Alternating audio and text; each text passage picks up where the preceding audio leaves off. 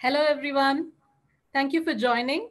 Before we begin, I'd like to thank Google for sponsoring this session. Culture, caste, and religion in India. We can't talk about that at work. My name is Rashmi Vikram, and I'm country manager at Community Business in India. I will be your moderator for this session. India is one of the most culturally diverse countries in the world. Yet, the complexities and sensitivities are such that issues relating to culture, caste, and religion are rarely openly discussed, let alone addressed in the Indian workplace. In this session, we build on the theme of global thought leader Mary Frances Winter's book, We Can't Talk About That at Work, to facilitate a bold conversation about culture, caste, and religion in India. Bringing together global and Indian experts, we will discuss the sensitivities around these issues, explore the ways in which they impact the workplace, and also point to how companies can adopt a more positive and proactive approach. I'm thrilled to introduce the speakers for our panel discussion today. First of all, Mary Frances Winters. She's the founder and president of the Winters Group, a 30-year-old diversity and inclusion consulting firm serving clients in the for-profit and not-for-profit sectors. She's the author of 4 books. We Can't Talk About That at Work, How to Talk About Race, Religion, Politics, and Other Polarizing Topics. I like the topic of her second book, which is Only Wet Babies Like Change, Workplace Wisdom from Baby Boomers. The third book is called Inclusion Starts with I, and CEOs Who Get It, Diversity Leadership from the Heart and Soul. I think we can call Mary Frances as a provocateur, someone who provokes conversation and encourages dialogue, and is not afraid to have tough conversations. Welcome, Mary Frances. Thank you. Our second speaker, Christina Thomas Dhanraj, is a third-generation Christian Dalit woman from Chennai. Christina is a volunteer consultant for women and minority-led initiatives focusing on social justice, self-determination, and collaborative models of scholarship. She's an experienced strategy consultant, technical researcher, and community organizer. Christina's writing interests lie in the politics of identity, solidarity, and intersectional discourses between caste, gender, religion, race, and sexuality. Christina is currently working in Beijing, China. Welcome, Christina. And lastly, our third speaker, Pooja Shahani. She's the head of talent development for Goldman Sachs in Bangalore. She's responsible for driving the firm's diversity strategy in Bengaluru. She is a CSR and diversity professional with over 5 years of experience. And prior to Goldman Sachs, she worked at Community Business as our country manager. She's a co-author of a publication called Diversity and Inclusion, Building the Business Case Stories from India. Pooja has received the Global Diversity Leadership Award by the World HRD Congress for her contribution in the diversity space in 2015 and 2016. A warm welcome to all the panelists. My first question is going to be for Mary Frances. So Mary Frances, I really loved the title of your book, and that's the one reason why I actually purchased the book as well. So tell us a little bit about your book. We can't talk about that at work. Why did you write it? And also, while talking about that, give us a glimpse in terms of culture and religion, and why is it a sensitive or taboo subject? So thank you very much for inviting me to be a part of this panel. It's quite an honor. I really appreciate it. I wrote the book because there is so much going on around the world that is polarizing us. We see polarization in politics. We see polarization around religion, Islamophobia. We see anti-Semitism, and we just see lots of different groups that are polarizing and going from very extreme positions. I believe this or I believe this, and there doesn't seem to be any place in between, or a place for us to compromise, or for us to actually talk about what our differences are. So I was working with clients who were lamenting that many employees were, coming to work and they had some fears and anxieties about their safety, actually, and not knowing where their coworkers might be feeling, and what opinions their coworkers might have, on certain topics. And so when I talked with the publisher, because I had another book in mind and he had wanted me to write on a different topic, and I called him one day and I said, I really think that there's another topic that perhaps I should write about. And he said to me, can you write it in 2 weeks? And I said, no, I don't think I can write a book in 2 weeks. And he said, how about a month? And I said, that would be a little bit of a stretch as well. But the point is that he too, the publisher, Barrett Kohler, thought that this was a very important topic to tackle because of what's going on in our society from a socio-political perspective. And, employees bring their whole selves to work. In our diversity and inclusion space, we invite people to bring their whole selves to work. And so they're bringing their fears, their anxieties, their perspectives, to work. And in some extreme cases, some employees are experiencing trauma related to some of the socio-political climate. As you know, I'm in the United States, but I think that this is global. In Europe, we see anti-Islam kinds of sentiments that are growing, and companies that refuse to allow Muslim workers women to wear the hijab, and those kinds of things. So these are anxiety-producing issues. People tell me that they're afraid to go into the streets because they might be, accosted or attacked because of who they are. And so people bring these anxieties to work, and organizations that are promoters of diversity and inclusion have to understand that employees do bring this to work. And I think that the reason that talking about this is such a taboo topic, race, religion, politics, culture, is that we've been taught not to talk about that. We've been taught not to talk about religion because it can be polarizing, and we don't want employees proselytizing. We don't want people trying to convince others to, join their religions. On the other hand, I think if we're going to create inclusive cultures, then it's important for us to, explore these topics, because these are topics and part of one's identity. And when we begin to talk about identity as a part of what people bring to work. So I think that the reason that we don't talk about it is that we've basically been taught these are not issues that you talk about in the workplace, just work. All you're here to do is to just, do your job. And these outside kinds of topics are not important. But what the social scientists are finding is that these topics really are important to people's well-being. So I think that's why we haven't talked about it. Just historically, we've been taught that that's not a good thing to do. Thank you, Mary Frances. Christina, my next question is over to you.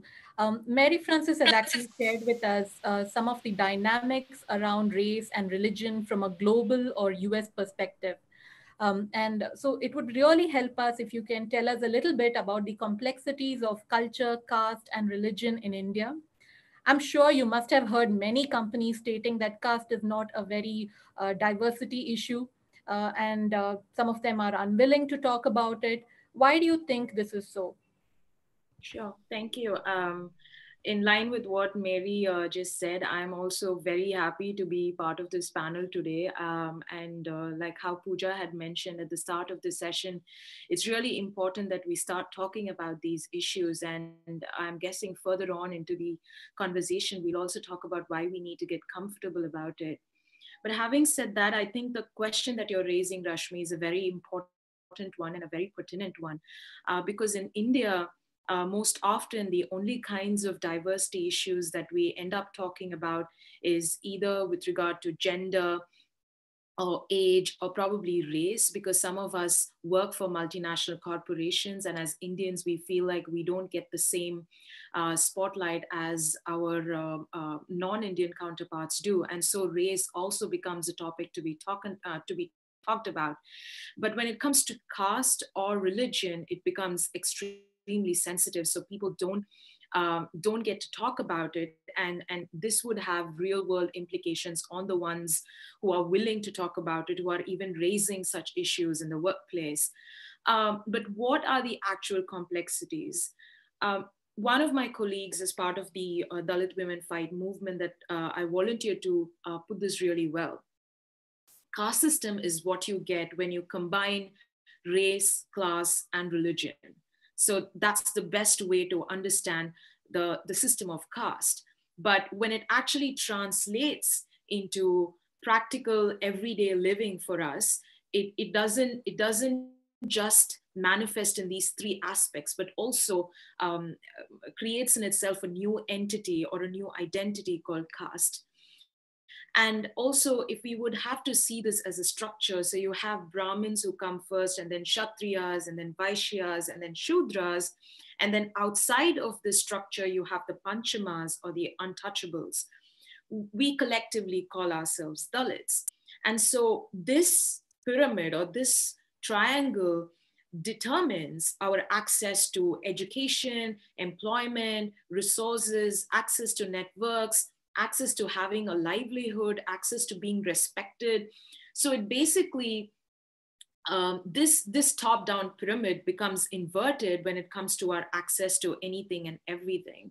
So given this complexity and the statistics that close to half of the Dalit population in India, which is half of 250 million of us, if they are all living under the poverty line, and 60% of us are illiterate, 50 to 60% of us are illiterate, imagine the manifestations of this kind of an inequality within the corporate space. Because within the corporate space, we know for a fact that 90% of those who are holding the jobs belong to either, happen to be either Brahmins or Baniyas. And that's a given. That's a given statistic that cannot be debated. So this invariably will give rise to a number of complexities. And that's also one of the reasons why employers and MNCs are not willing to talk about caste, because there's no one to talk about it. So who will be the ones having this conversation? Why would people who are holding on to power and position by virtue of their class and caste and position in the society want to talk about something that could potentially take away that power, right? So they wouldn't want to give up on that privilege. And I think that is one of the main reasons why people don't want to talk about it.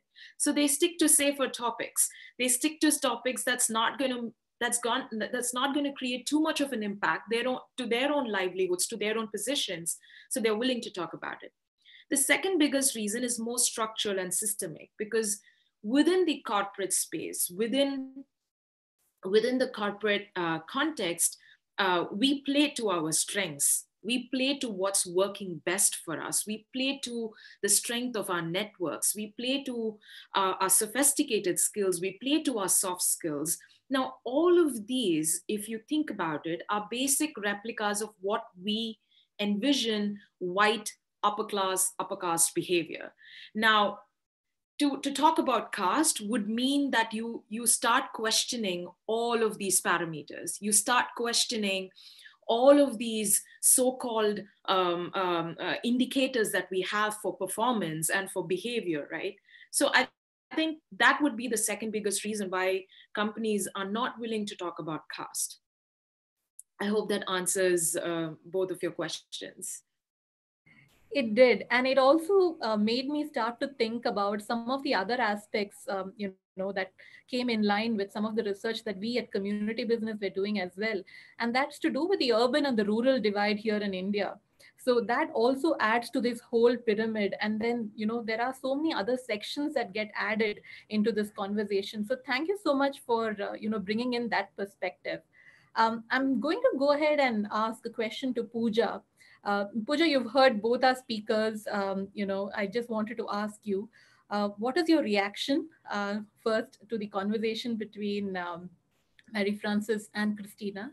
And I also wanted to ask you a question around, to what extent do you agree that companies are hesitant to talk about culture and religion in the workplace in India?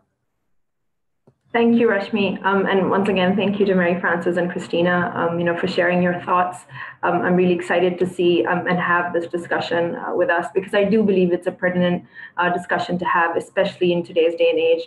Like what Mary Frances said, we do live in a very polarized world today than we did before, and the need to kind of bring people together and have these very honest, candid dialogues of what's happening outside in the world and how we bring all of this into our workplace is quite critical to a company's ability to be inclusive, for a company's ability to perform well in business.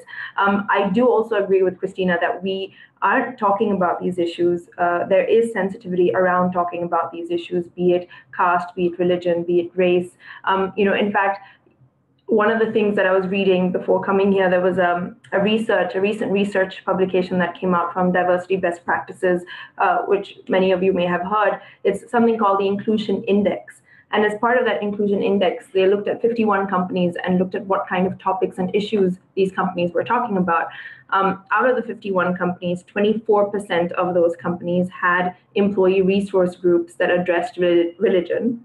Another data point from that was 82% of those companies, however, had religious accommodations, be it prayer rooms, quiet rooms, or breaks during prayers.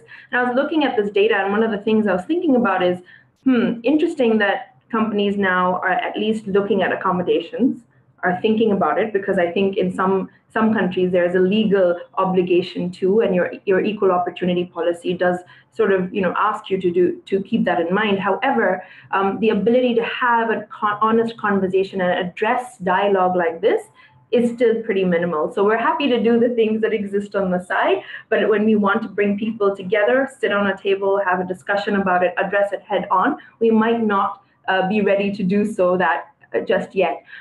In Goldman, we started this journey in 2009, and I'll share a little bit later as to what are some of the things that we've done. But we often get calls from companies in India asking us, why are you talking about religion in the workplace or culture in the workplace? What's the need for it? What's the business case for it? And we spend a lot of time sharing that with them, because we realize that this is something that has benefited us a lot in terms of creating that inclusive culture that will help us be a much more productive workplace than we would otherwise. Thank you, Pooja, for continuing the dialogue around religion at the workplace, because we realize that these are conversations that need to continue to happen. Otherwise, they just die down. I'm going to go back to Mary Frances and ask a question around, when you're addressing culture, caste, and religion, an important part of diversity and inclusion agenda, is sometimes missed out.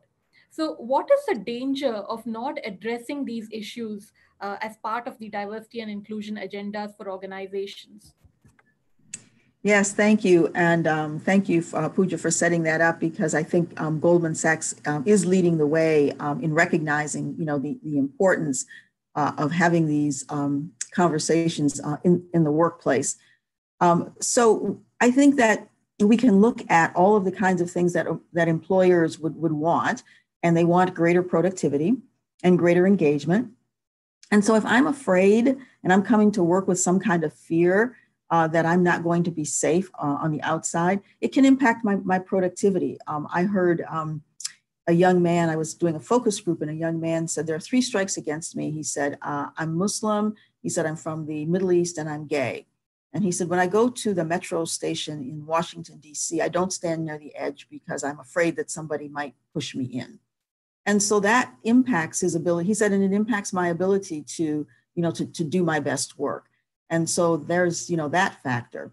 And, I think that's tied obviously to engagement, and the engagement, is how well does the employee feel that they're connected to the organization. And when they feel connected, they're going to be more productive. And so those two go hand in hand. And I'm going to feel more connected to my organization if I think that they are looking at the whole person, looking at me as a whole person, and recognizing that these issues come up. So oftentimes we find that the employee resource groups, employee network groups, the affinity groups in organizations will oftentimes take the lead in helping leadership to understand how the events are impacting them and their ability to do their best work. Because quite frankly, some people are not impacted. And I've done some other sessions where heterosexual white men have been in the session and they'll say, wow, I'm really shocked that these are fears that people have, because they've never thought about it, because it doesn't really, some of these things don't really impact them. So the social psychologists say that, that this is the last box that I have around psychological safety. And the social psychologists say that when people do not feel psychologically safe, they're less apt to feel that they belong. They're less apt to feel that they're included.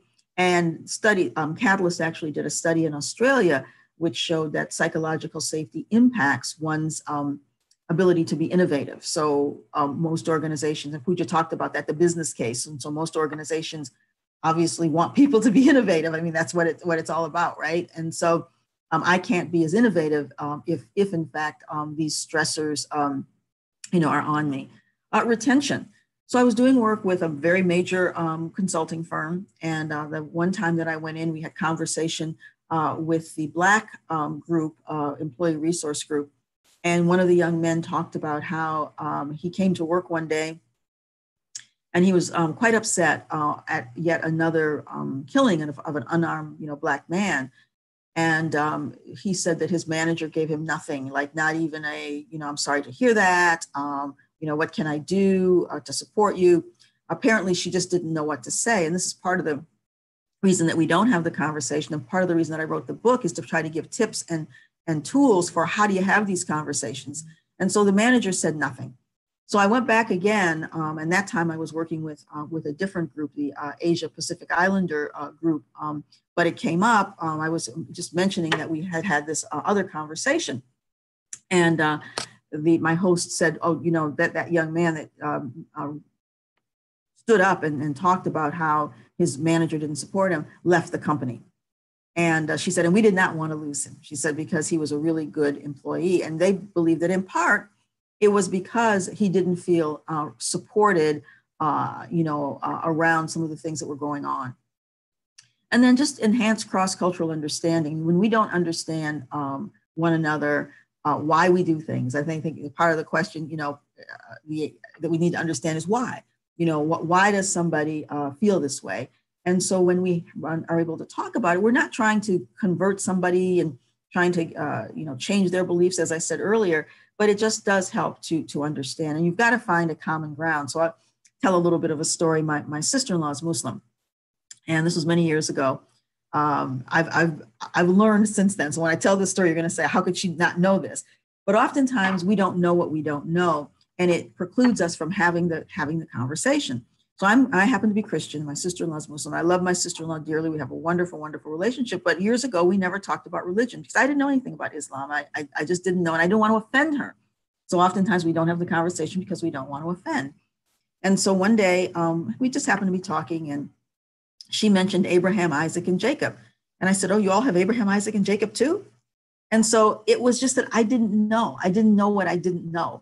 And so I think that we have to find that common ground. We have to find a way to break down the barriers, because I think in an inclusive environment, we do want not to offend someone. We want to be respectful. We're asked to be respectful. And if you don't know, so in the book, I talk about the need for us to gain additional knowledge and understanding and insights about the others who may be in the workplace. And again, it's not to convert anybody, but understanding the caste system can be really helpful for people who are not from India and don't understand, how that might be playing out and the impact that might have on how relationships are being developed or not, in the workplace. So I think for all of these reasons, and in today's climate, like I mentioned earlier, I mean, we are living in such polarized times where there's so many issues that impact people, and they're just the need for organizations that that promote diversity and inclusion, that have that as part of their vision, that have that as part of their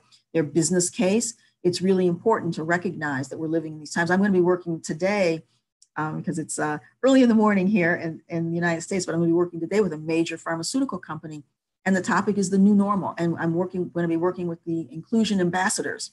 And the idea is to help these inclusion ambassadors in the company recognize that we are living in a different time, and how do we support them in being able to have these conversations and providing them the tools and the skills to be able to still be respectful of our differences, but also in an attempt to try to come to some kind of common ground.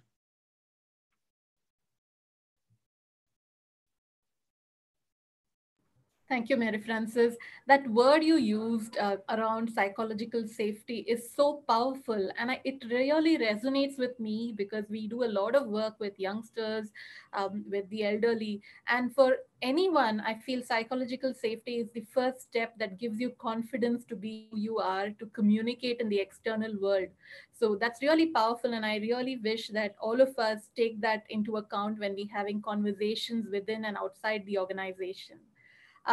Christina, it's really interesting, to see how this flows on to the next question that I have for you.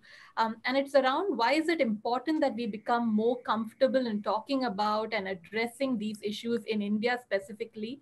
And some of the key diversity and inclusion or even exclusion issues relating to culture, caste, and religion that you see in your work as a consultant. Sure. So first of all, Rashmi, to your first question, I'm going to be honest and frank. I don't think the idea should be for us to get comfortable with it. The idea should be just the opposite, because given the sensitive nature of caste and how it actually translates itself and expresses itself in the society at large, and as well as the corporate, it's never going to be a comfortable topic for us to talk about. We have to be realistic in setting ourselves these goals. That's one thing. The second thing is that as part of that discomfort, there is this question as to why should we talk about caste? I think I'm personally uncomfortable when someone asks me, why should we talk about gender? And then people go like, oh, let's create a business case for why gender is important for D&I, because business case is the language of how corporates work. And so therefore, let's create a business case. But basically, ultimately, the only business case that I can talk about is that I'm human and I deserve to have a good life and I deserve to have fullness of humanity just like anyone else. And so then comes the question, if we are willing to talk about gender, if we have taken so much effort to create an actual business case with clear-cut parameters as to why that works, why haven't we taken that effort when it comes to caste, despite caste being the one that defines our very society in India? So there's clearly a lot of hesitation that's coming from people's, from the management or from even people within the organization. Again, it comes back to the point that there's not many of us who are willing to have that conversation.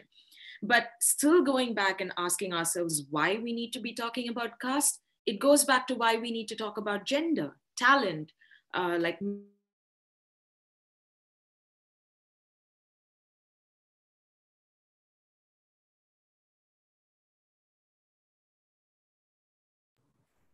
I think there's a slight lag in the video transcription that is coming from Christina. I'm going to go ahead and ask the next question to Pooja while we have Christina back on the line. So Pooja, Christina was talking to us around the topic of addressing issues at the workplace. So wanted to ask you in terms of what are the ways in which culture and religion show up at your workplace? How does it impact organizational dynamics and business performance? Sure. So I really wanted to continue listening to Christina to see what else I could have picked out of that. But I think, both Mary obviously very nicely put it up on a slide. And I think, I have nothing else to add to that. But Christina, are you back? She's not back yet. And one of the things that I just wanted to add to this piece is actually the biases piece, that biases exist in all throughout our employee life cycle, from hiring to retention to development. And those biases are very explicit, but they're also very unconscious. So we don't necessarily know what we are doing and what we are thinking and how we're making decisions based on that. And I think that exists throughout. It will exist in the way team dynamics play out. It will exist in the way lunch conversations are happening, or water cooler conversations are happening. It will also very clearly come across in some cases in terms of how teams are built. We live in a country where language, when someone speaks a language and you slowly realize that, oh, teams are forming or friendships are forming based on those language, how does it then feel to individuals who don't necessarily fit in?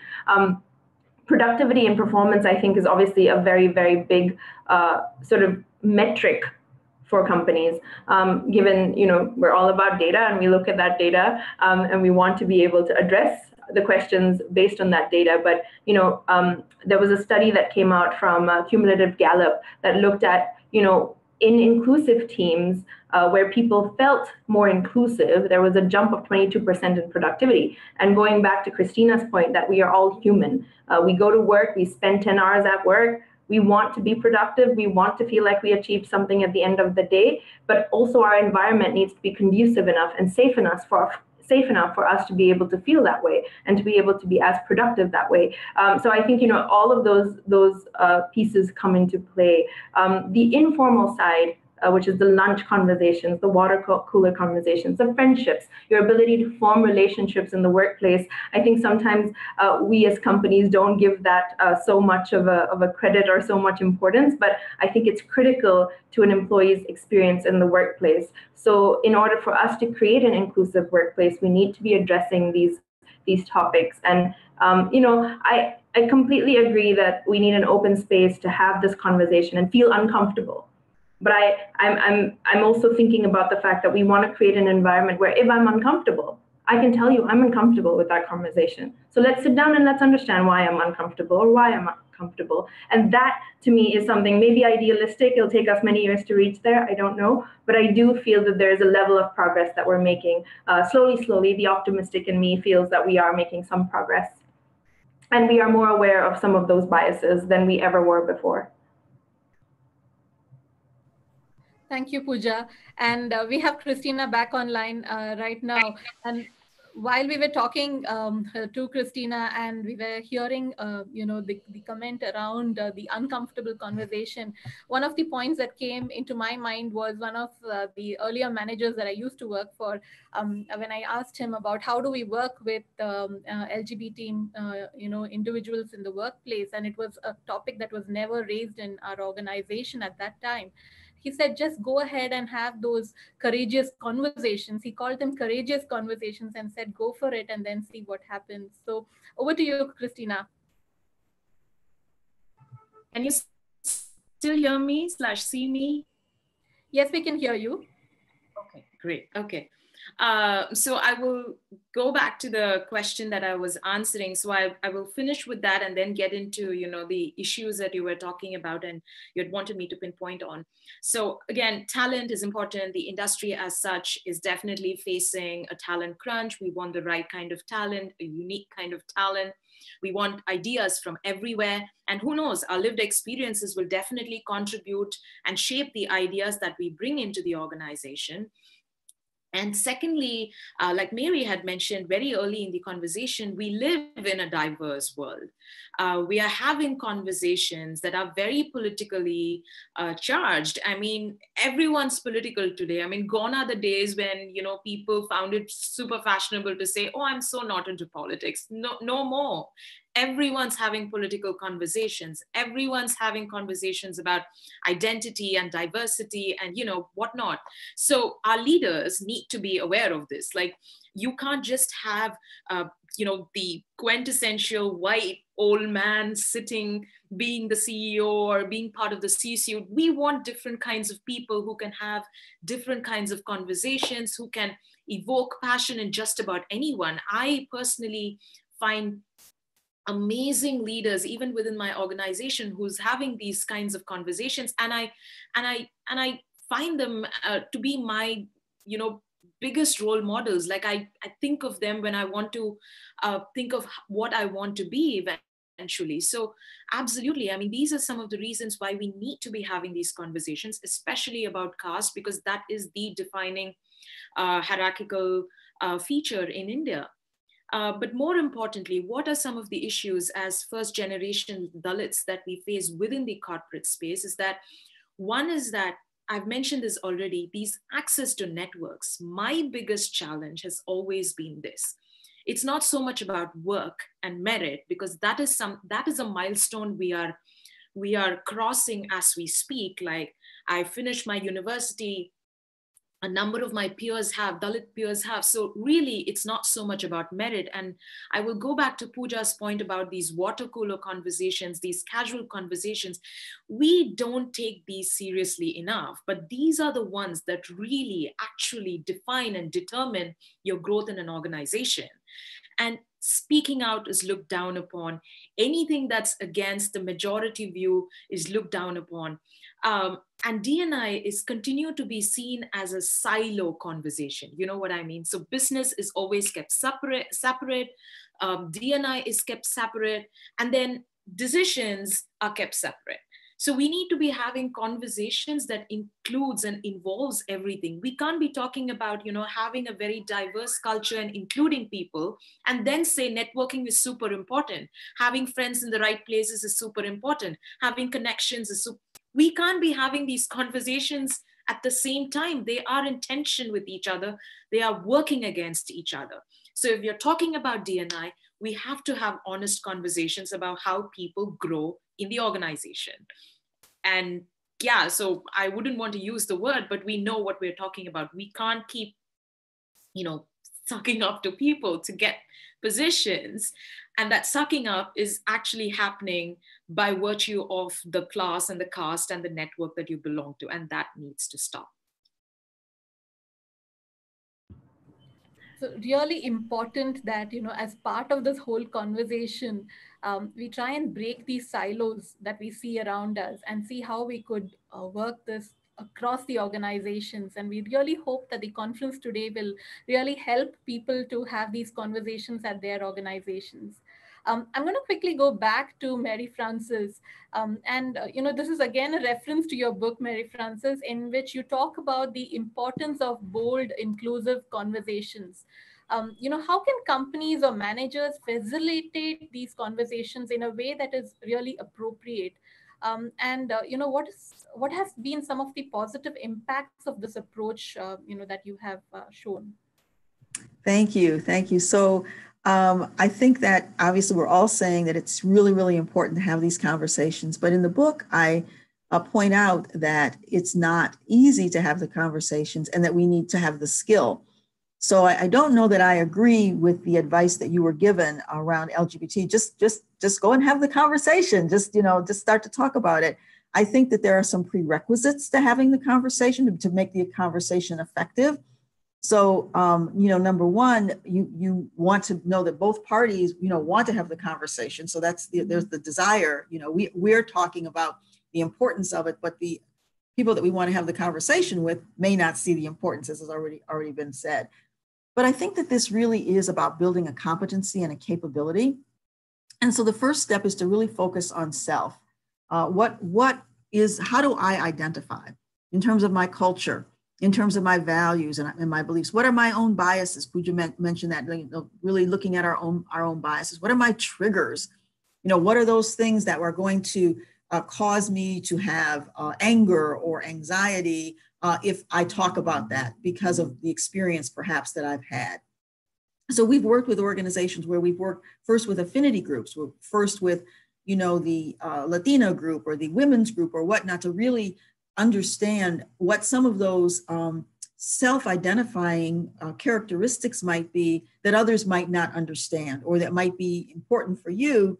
But if you're talking to a middle-aged white male, it might not be important, or he might not resonate with why those kinds of things are important to you. Just like the young man who was concerned about the killing of more Black men, but for his boss, it wasn't anything that she could actually talk about. So first of all, we have to focus on self. And I don't recommend that we sit down and have a conversation if we're in a state of high emotion, about something. We really have to go back and reflect. So this is about reflecting and learning. And we don't know a lot about others. We really don't know, like my example of my sister-in-law, right? And so how much do I know about the other position, the other point of view, the other group, and from their perspective? So focusing on that can help you to assess your readiness. And so in the book, I've got a little chart that talks about, am I even ready to have the conversation? So first of all, I don't recommend that we sit down and talk about caste, religion, race, politics, or any of that unless we're ready. We've done some pre-work. And then preparing for the conversation. We talked about water cooler. So if some of these contentious issues come up at the water cooler, I don't recommend that we continue to have those conversations at the water cooler. I recommend that we pause and we say, you know, this is a really important discussion. Let's do some preparation and let's come back and have this discussion at another time. Because that, obviously, if it's at the water cooler and there's polarization, I feel this way, you feel this way, it can perhaps lead to some unnecessary conflict, you know, in the workplace. And so the preparation is, you know, where are we having it? Who's involved in the conversation? Do we need to bring in HR? Is it something that is, you know, has escalated? Or is this a conversation that we just want to have ourselves? So all of those kinds of things in terms of preparing for the conversation. And in those first conversations, what you really want to do is you want to create shared meaning, all right?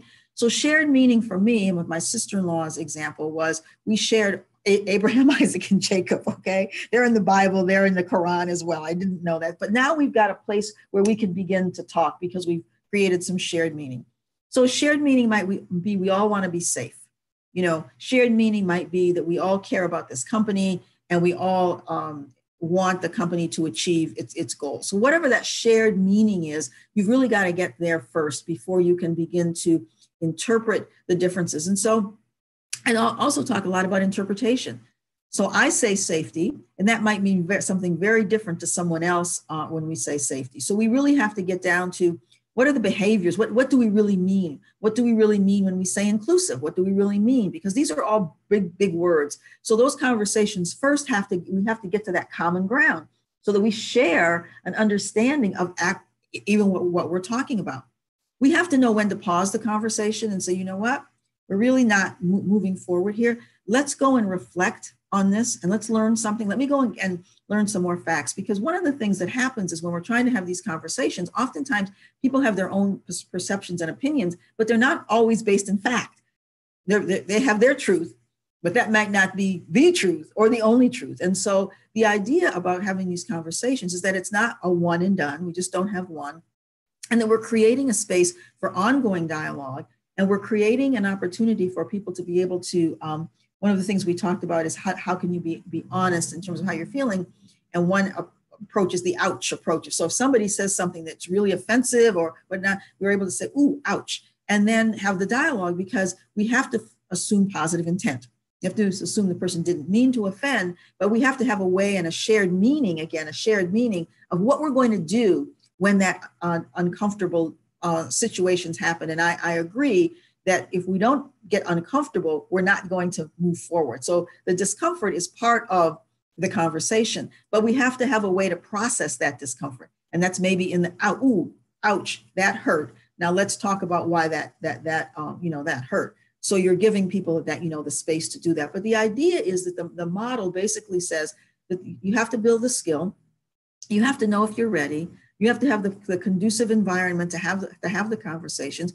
And you have to recognize that you may not come to closure in one conversation. It may take several conversations, and you have to be willing to pause, reflect, and learn, and then go back to the conversation.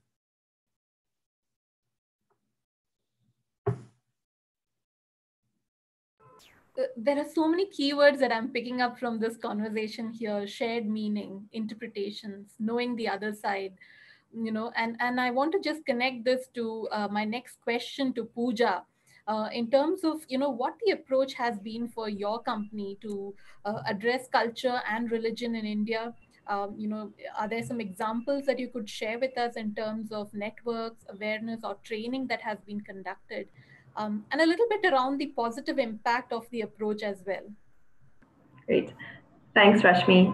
So, there are a couple of ways in which that we've approached this at Goldman in India in specific. One, obviously, inclusive policies, like I mentioned, having those policies and stating very clearly what those policies are, what those policies cover, not really hiding away from it. Sometimes, for example, we just say, we have an equal opportunity policy, but we don't call things out. So the ability to call things out and what is actually covered under these policies is something that we've been very articulate and clear about. The other piece that I definitely want to share, because it's unique for us here in India, is our employee resource group that specifically looks at religion and culture. So it's called the India Religion and Culture Forum. It started in 2009 with the impetus that actually we do bring religion and culture to our workplace, and we realized that there was nowhere where we could discuss it. There was nowhere where we could even engage in a dialogue or even raise our own awareness about this. So the interest forum was formed in 2009, which is quite early on. Some of the objectives for this particular interest forum were things like to advocate for an inclusive workplace where you respected each individual and what they brought to the table. The second thing was to really ensure that people understood some of the stereotype and preconceived notions that we had about certain aspects of our society, be it language, be it caste, be it culture, be it religion. So what are some of the stereotypes that we're playing with and that exist? And we're not necessarily consciously aware of, but we know they exist. The third piece was to help create a conducive and safe environment where people could bring their whole selves to work, or at least not the most amount of their selves to work, because sometimes we do leave some things out of work. So, that was the objective with which we started this forum. And I have to say that it's been quite amazing to watch the journey. Obviously, creating a space where some people can have this, their sensitive dialogue. There's a lot of apprehension. A lot of the work that we started with was just engagement. Let's do some cultural activities. Let's just talk about what's different in all of our cultures. Let's talk about what's different in terms of language, and slowly started to experiment with a little more. So for example, we did sessions where we were sensitizing our employees on certain myths or stereotypes that we have about certain individuals or certain religions or certain castes. Every year in the month of May, we celebrate sort of religious differences and similarities in some sense, because there are a lot of similarities as well. What we do is we bring together speakers, expert speakers, we bring together panels. So for example, just to give you a look inside what normally happens, when we first started, we did some sessions around Islamic banking, because Goldman being an investment firm, we probably never really engaged in Islamic banking. What is that about? What does this mean for our business? How is it different? Some other things that we've talked about are, we invited a professor from IIM Bangalore to talk about the social capital of caste, and looking at caste from a very difficult viewpoint than we would have otherwise. And this was kind of shifting the dialogue. And that started a lot of dialogue internally, because normally you don't talk about caste. And here we were on a platform talking about research on the social capital of caste. So, it engages people, it gets people excited. We've also done things like, what are the dynamics of intercultural marriages? Because we are in a workplace where we meet people from across cultures. What does this mean in terms of bringing different cultures together in a marriage and a family? So these are some of the things we do. But besides that, actually, this interest forum is also very closely connected with what we do strategically. So they were the interest forum that helped us get quiet rooms across locations in India to ensure that there was a space for individuals when they wanted to go pray and take some time to meditate. So there would be a designated quiet room. This particular group also advises the firm in terms of annual holidays. So is there diversity in the kind of holidays that we're providing to our employees every year? Do we provide the same holidays, or are we choosing different holidays? Because we know in India that we have many holidays to choose from. So, what is that process? So there's been a lot of thought around what this group of individuals, who are extremely passionate individuals, who you talk about it and want to talk about it and have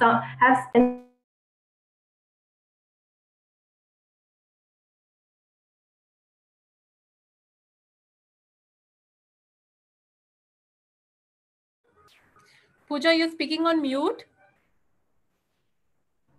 Can you hear me now? Where did I sort of fizzle away? At what point? So you were just talking to us about the functions at the workplace, and suddenly it got cut off. Okay, great. So you heard me talking about the holidays and the calendars, yes? Okay, great. So in terms of the impact it has on the workplace, we've been trying to figure out how this group actually impacts the broader employee base. And we've been able to see that on a yearly basis, this group touches around 1,500 people just by the events that they're doing, the more business unit driven events that they're doing, the conversations that they're having. So clearly, if anything, it has raised some awareness on this dialogue, and it has provided that space. Besides that, I think we have definitely seen an increase in just people being more comfortable talking about their needs and their accommodations, be it, okay, I'm fasting today and I need to go pray 5 times a day. So just informing the manager and saying like, hey, and most of the times our managers even know because those conversations have continued. So creating that environment where that openness exists, that inclusive culture exists as much as possible. I'm not going to say that we have it all or we've done it all correctly and we're very successful. We have a long way to go still. The other piece where it's actually really supported us is in our branding internally and externally. Many people outside are aware of the work that we're doing. It provides us with an opportunity to brand ourselves as an inclusive employer. A lot of these case studies have been published outside. A lot of our employees tell us themselves in the surveys that we do that, hey, I really enjoy working here because I learn so much. It gives me an opportunity to understand and talk to people. And I think that's the whole work, the experience of coming to work that we're trying to address and at least uplift in the ways that we can. Thank you, Pooja. With 10 minutes to go for the session to end, I'm going to open this up for Q&A. And I already see that we have one question for Christina. Christina, this question talks about the upper caste leftist liberals who occupy positions of power, especially top management, believe that caste system was in the past and that new modern India should not even engage or talk about it. How does one bring caste conversation into this setup, and how have you managed to bring this up in your workplace? Well, to be honest, I haven't managed. I have failed at it. Like I said, there's very little power for just a few of us Dalits in the context, in the sphere to start this conversation, which is why we need to have allies. And the only thing that I think I've been successful in doing is making sure that these informal conversations are happening. I'm not really sure if I followed Mary's model, but I only take that as a gift for me to follow eventually. And I think that's a great model. And my most favorite part of that model is assessing readiness, to really ask yourself if you're ready to have this kind of conversation, because having these conversations can also have a huge impact on your mental health, as well as your growth in the company. So you need to know how to do it, and you have to be ready to do it as well. And I don't think I had taken that much I don't think I had done that much of an assessment with regard to both my mental health as well as with regard to my growth.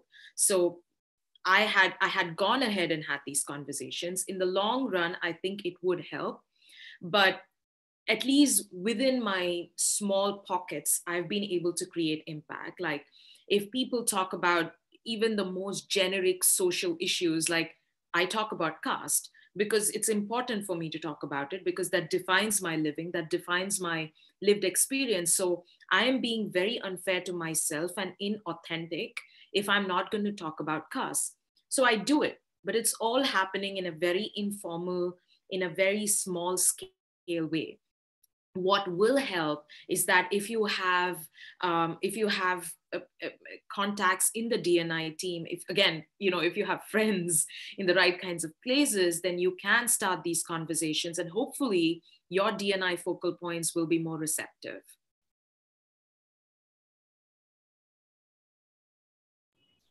Thank you. We have one more question that's come through chat. It says, does any company have a program that focuses on employees who come from socially disadvantaged backgrounds, not referring to CSR programs, but more work done in-house? This is open to any of our panelists. I do know of Zoho. My sister works for this company, and I'm not so, I don't know if I'm completely right about it, but I've heard that they do have a program where they specifically pick folks who come from socially disadvantaged backgrounds or financially challenged backgrounds, and they train them for a few years, and they typically post them in on-site locations where they can gain a lot of experience. And for Mary's reference, on-site locations are typically outside of India. So that kind of gives them a huge leap in terms of experience and exposure. So that's one example I know of. And I think there's also an article on Fortune India. I'm not very sure which company, but if you could go back to go back to that article, it's fairly simple. If you just Google corporate and cars, that article should come up, and it does cite a few examples of companies who do this kind of work. And I think that's a fantastic initiative. Although it circumvents talking about caste, it still does the job. Thank you, Christina. We will surely look that up and share with the audience so that they can engage in this conversation ahead. Before we close, I just want to ask if there is any last piece of advice, both from Mary Frances and Pooja Shahani, to our audience. It's been an honor to be a part of this panel today. I've learned a great deal as well. I think that panels such as this help us to not necessarily become more comfortable with the conversation, but raise the awareness of the need. And I think that we just have to keep doing this because this is a process. It is developmental and everybody is not ready, but the more we talk about the need to talk about it, we're going to then have more of the opportunity and more people saying, yes, let's figure out a way to do it. And again, the reason that I wrote that book is to say, really let's look at this from a process perspective, and let's just not sit down and start talking about things that perhaps we don't know much about, or that we're knowing that they're already polarized. And so first, let's figure out a way that we can come to some kind of a common ground so that we can have meaningful dialogue, because we've been talking about these issues for years and years and years. And I think the time is now, because of what we're seeing in the world being so polarized. I think that we must figure out a way to talk about the issues that have been previously taboo. So thank you for the opportunity today. I'd echo what Mary's saying, but in terms of, what I just want to leave all of our listeners with is the idea of challenging ourselves as well. Whenever we think that, religion is not a concern in the workplace, race is not, caste is not, let's just pause and ask ourselves, is it not? Let's just take a moment to really do some research and talk to people about, okay, do you know, does this happen? Does it not happen? Just take the moment to evaluate, because I think what we'll find more and more is that these are issues, and now that we've started to engage with them, we have to actually do something about it. I would completely echo Mary that we've talked about this for many, many years. I think action is something, and being accountable to our words is something that we need to be sort of more mindful of and really hold ourselves accountable. To my fellow D&I colleagues who are listening to this, take the opportunity, I think, for all of us to just ponder upon this and reflect and see whether there's a way in which we can start these dialogues internally in our own organizations in some form or another. Small, large, we can do it, but let's at least start to do it. Thank you, Pooja. Unfortunately, that brings us to the end of today's session. I'd like to take a moment to thank again our panelists, Mary Frances Winters, Christina Thomas, Dhanaraj, and Pooja Shahani for sharing their time and expertise with us today. And thank you also to our audience for your participation and your insightful questions. Please be reminded that this session is recorded, so it's going to be available for download for 30 days. So if you found it useful, we encourage you to share it with your network. Have a fantastic day ahead. Thank you and goodbye. Thank you.